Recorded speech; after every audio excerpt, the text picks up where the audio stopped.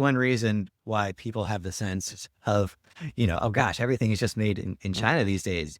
We must not make anything in the US. Then you go and look at the numbers and like China is a lot of imports, but it's like, 15% of imports for something by dollar value. And possibly one of the reasons for that perception is because so much of the stuff that's on the inside of our home and that we use and interact with and actually spend money on is the stuff that comes from China. But if you start to kind of look at other things, that China, the Chinese imports are much, or perhaps much less dominant. There's not that much stuff that is like, we make almost none of it in the US. It's kind of like these stuff like appliances, stuff like power tools, these kind of like small and reasonably complex manufactured goods.